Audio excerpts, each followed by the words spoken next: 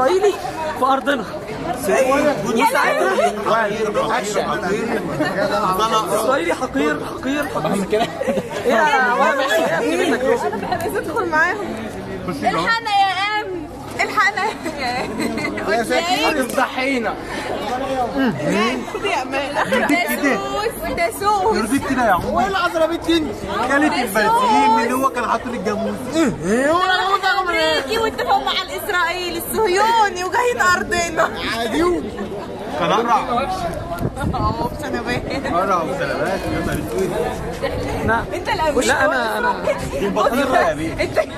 انت جايب لبس الجيش اصلا يا شيخ.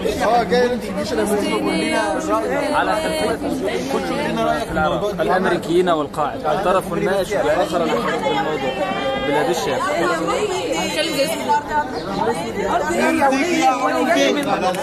يا وليه انت؟ انا جاي من بره لقيتك قاعده مع تيم رجاله. يرضيك يا عم. ما يرضينيش قاعده مع تيم رجاله.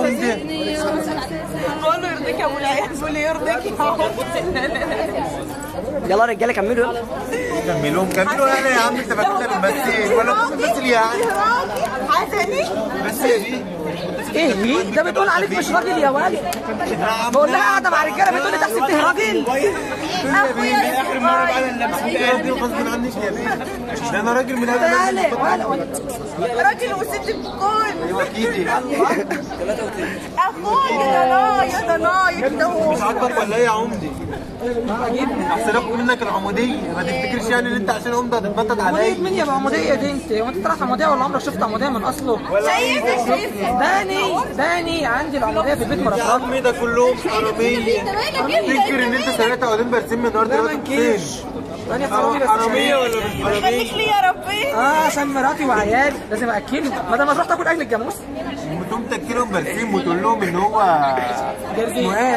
لا استنى يا عم. كافيار. ما اعرفش ان الكافيار ده بيتعمل من خاص مش من برسيم. مش اسمه كافيار ولا اسمه ابو العيال يعني ايه بيقول عليه؟ اسمه ايه؟ كافيار يا وليه. يعني ايه؟ كافيار. كافيار ده اكل سمعته في التلفزيون امبارح. ست المذيعة بتقول عليه. ايوه كده احنا قلبنا على كازون الفورتيكانا. مش فلاحين خالص. بس هو ليه بقى كده انت حاطط هو الواد ده اهو. بس انا عارف ان عينيك مش الوان فلقيتها ضربت الوان مره واحده. يا عم ده جمال طبيعي ريفي. يا راجل انت يا راجل انت انا واقف ما تحترم نفسك شويه. كده وكده كده وكده. اخويا يا ابني بص له ده جمال طبيعي.